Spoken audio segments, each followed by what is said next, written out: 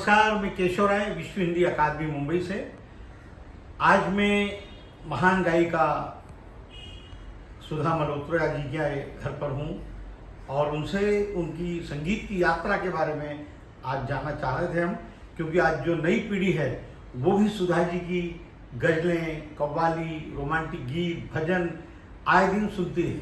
Television पे जब पुराने गाने आते हैं तो सुधा जी के गाने आते हैं और इतनी मधुर आवाज़ कि हर नई पीढ़ी दोबारा बार बार उनको सुनती है, जैसे कि हम हमारे घर में ही देखते हैं बात।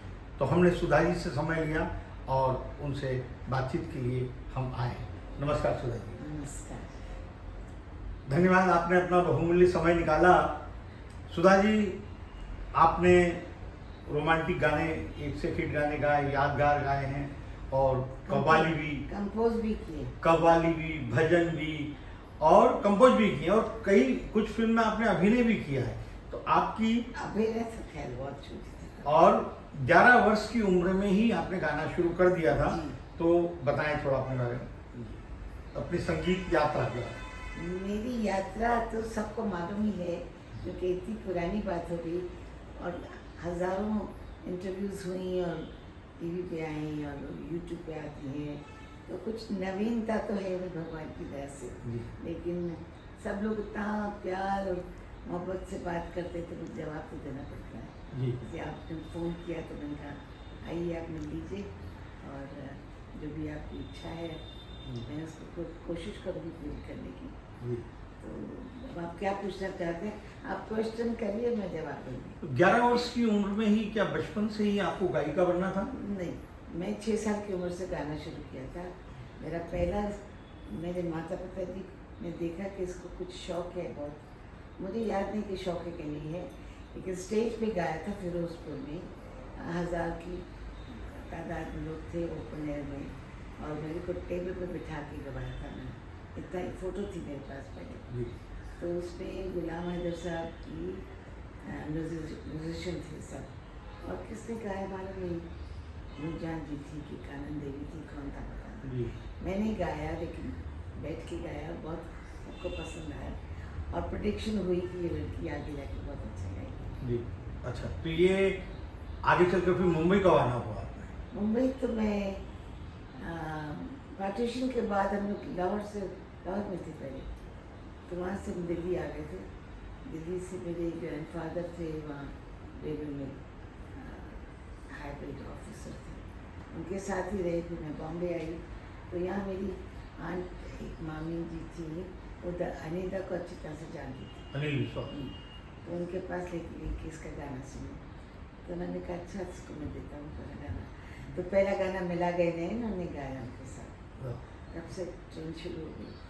तो ज़्यादातर आपने भजन और गज़लें, भजन तो बहुत बाद में, बहुत बात है तो पहले तो फिल्म सॉन्ग्स, जी। गजल्स, जी।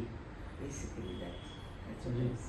तो उस दौर में जैसे लता जी, आशा जी का भी वो था, तो हाँ। उसी दौरान आपकी भी एंट्री हुई। नहीं, लता तो जी तो ये, पहले आ गई थी। हाँ, मतलब वो तो जमे जमाए थे ना एकदम शिखर। आशा मेरे साथ ही आई जी। थी ऑलमोस्ट। तो उस दौरान आपको अपनी संगीत जगत में, फिल्म जगत में गाया, तो वो जगह बनाना थी, तो आपको कोई चुनौती नहीं लगी? ऐसा कोई शौक नहीं था मुझे। अच्छा। मैं तो पढ़ रही थी भोपाल में, मेरे पेरेंट्स थे भोपाल में? भोपाल में, अच्छा। भोपाल में ही थे, प्रिंसिपल थे मल्होत्रा, प्रिंसिपल मल्होत्रा साहब। जी।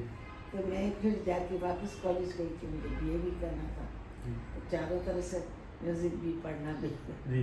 आज घूमना फिरना भी, शौक सब था। तो मैं जाती थी वापस भोपाल, तो बॉम्बे से फ़ोन आते थे, PN अरोड़ा करके एक ये साहब प्रोड्यूसर, कि आपको गाना, प्लीज़ आप आ सकती हैं। ये चलने लगा सिलसिला, उनकी पिक्चर में गाया, फिर वापस गई BE का एग्ज़ाम्स देने पढ़ने के लिए, फिर वापस आई, आगे पीछे जा रही थी। अब क्या करना चाहती थी कुछ समझ नहीं आया, जी। बट उसके बाद फिर म्यूज़िक में ज़्यादा लग गई। तो जैसे आपने रोमांटिक गाने गाए, लेकिन एक विधा होती है अलग अलग रोमांटिक की। चलिए जो रोमांटिक गाती हैं वो भजन भी गा लेती हैं, बहुत चीज़ें, लेकिन जो कव्वाली है और गज़ल, उसमें मुकाम बनाना और वो अपनी प्रतिभा को सिद्ध करना, वो बड़ी चुनौती होती है। पता नहीं कैसे, वो आपने कैसे किया? मुझे जब आपको पहली कव्वाली गाने के लिए आई और गज़ल आई, किस तरह की आपने सोच लिया था कि मैं इसको अच्छी तरह से गा लूंगी जैसे गाना चाहिए और ऑटोमेटिकली आ जाता है। जिसको गाना आता है उसको फर्क नहीं पड़ता। कोई तैयारी नहीं, अलग से कोई तैयारी नहीं? तैयारी कुछ नहीं होती, तो आपको उर्दू बोलना आना चाहिए। गज़ल तो उर्दू में ही होती है ना, कव्वाली भी उर्दू में होती है, मतलब जो भी अक्षर होते हैं उनके, हिंदी बोले या उर्दू बोले जो कुछ भी है, तो अक्षर बोलना ठीक से आना वो चाहिए। फील जो आता है वो आता है बराबर, ऑटोमेटिकली आ जाता है। ऑटोमेटिक। यही तो देन होती है आर्टिस्ट की, हाँ। जो मिलता है सामने उसको अच्छी तरह से निभाना। तो इसमें संगीतकार की भी अहम भूमिका होती है कि वो गायक को किस तरह से गवाए, उसकी कंपोजिशन किस तरह से करे, उस गायक की आवाज़ को देख कर करे कि हाँ ये इस गजल या इस कव्वाली या गाने के साथ न्याय करेंगे। अकेला तो नहीं गाया था ना, और भी लोग थे बहुत सारे कव्वाली में, तो हमने आशा ने, मैंने और बातिश जी, मोहम्मद रफ़ी, मना डे सब ने गाया था, जी। तो मिलके गाया था ना, एक एक लाइन दो दो लाइन करके, ये बात थी। अच्छा, आपने कई संगीतकारों को उस समय एकदम सब बड़े बड़े नामी सिंगर मतलब संगीतकार थे, मैंने सबके संग गाया और सिर्फ शंकर जयकिशन के साथ नहीं गाया बस। क्या कारण रहा? नहीं गाया, कोई कारण नहीं था, वो लता जी को लेते थे।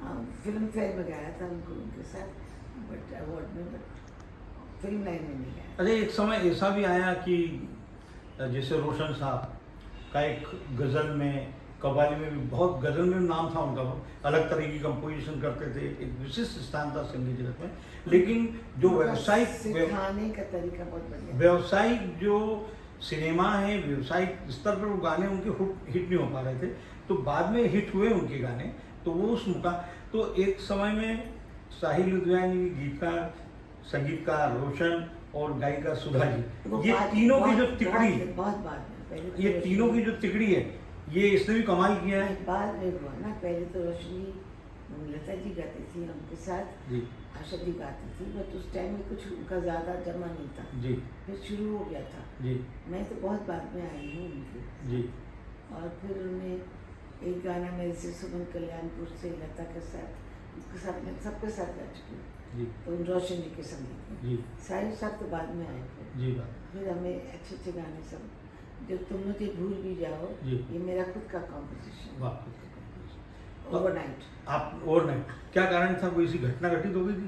घटना दुनिया को मालूम है, दत्ता साहब जो थे म्यूजिक डायरेक्टर, उनकी तबीयत ठीक नहीं थी, जी। उनको हार्ट की प्रॉब्लम हो गई थी, जी और वो गाना शायद डायरेक्टर कुछ करना हो जल्दी, तो साहिर साहब ने पूछा आप इसका म्यूज़िक बना दीजिए, तो मैंने कभी म्यूज़िक कभी बनाया नहीं, मुझे नहीं आता, जी मैंने ट्राई कर दिया, गाना लेके गई, रात को बैठी, सुबह आके रिकॉर्डिंग कर ली, जी।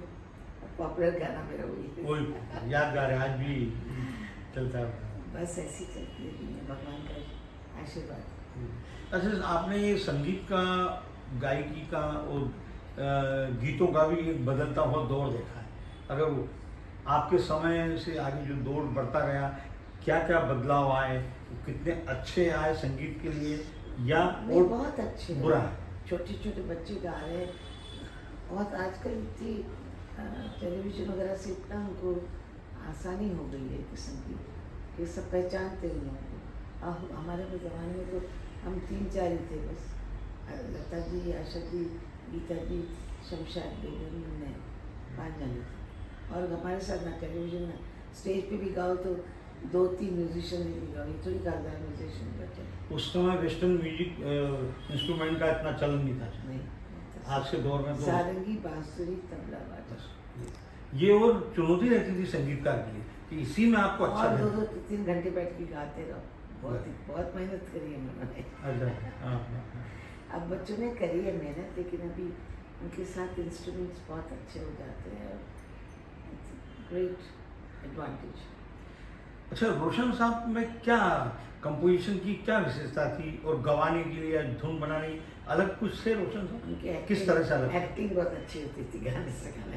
अच्छा, एक्टिंग उनका जो भाव था सिखाने का, जी। वो एक्ट करके जैसे बताना चाहते हैं, कोई चीज़ को अरे। सुर को थोड़ा कम करना तो ऐसे इशारा करेंगे, ऐसे करेंगे, तो उनको सीखना मुश्किल नहीं था, आसान था।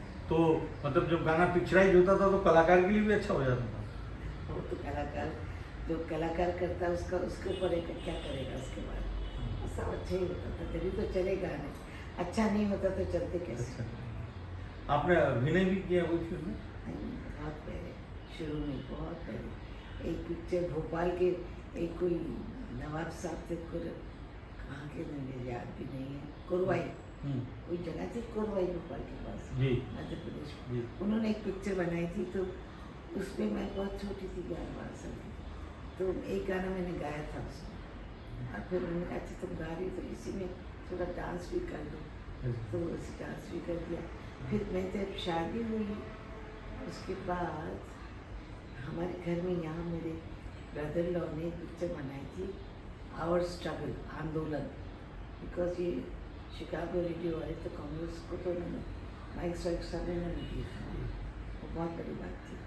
उस पिक्चर में मैंने वंदे मातरम गाया था। तो एक साथ जो आपकी जो पहली जब एंट्री थी तो करीब 10-12 साल लगातार गाया कि 5-1 साल ही गाया? नहीं एंट्री तो हुई थी, तो उसके बाद आती जाती रहती थी अच्छा। अलग अलग म्यूजिशियंस का, अलग अलग जी। म्यूजिक डायरेक्टर के साथ। तो जब आप एक इतनी बड़ी स्थापित गायिका हो गई, चारों तरफ नाम पूरी दुनिया में, फिर अचानक आपने, फिर मैंने शादी कर दी, सब छोड़ छाड़ दिया। लेकिन ऐसा होता नहीं है कलाकार के साथ, ऐसे होता है, जब डिपेंड करता है कैसी फैमिली में जाओ। या बहुत हमारी कंजर्वेटिव फैमिली होती है ना, परिवार के आपने मांगा, परिवार की हाँ बात, तो ठीक है, कुछ उसके कारण होते हैं, बड़ी बात, बड़ी बात, बड़ी बात, बड़ी बात ऐसे ही होता है। आपने निभाया, वरना हर कलाकार कहाँ ऐसा कर पाता है। तो शादी के बाद भी फिर गाया है आपने? मैंने गाया, पर फिल्म में छोड़ दिया था। जैसे भजन हमारे संडे को होते थे, अनु पबल, पुरुषोत्तम जी, सब यहीं से स्टार्ट हुआ। हम लोगों ने लेकर आए थे लखनऊ से, अच्छा अच्छा। मेरे फादर लॉ उनको लेकर आए थे, यहीं रहे थे, हर संडे को गाते थे। अनु यहीं से पड़ा हुआ है। अच्छा, यहाँ से? अरे वाह वाह, क्या बात, अनुबिलोटा जी। पूछो उसको, हाँ, बताएगा क्या है। नहीं बात करेंगे, उज्जैन जा चुके हैं, हमने उनका सम्मान किया आप है। पूछो उसको, जी। उसके फादर यहाँ है, मदर है, पूरी फैमिली आ रही है 4 साल। अरे वाह, इसी बंगले में? और हमारे साथ में बना। अच्छा अच्छा अच्छा अच्छा, क्या बात है। अब तो- आपको सारी बातें बता दी। हाँ। अब मैं आपसे विदा लेना चाहती हूँ। अच्छा ठीक है, धन्यवाद। और सुनने वालों को नमस्कार। नमस्कार, धन्यवाद। सबका आगे खत्म हुई। ठीक है।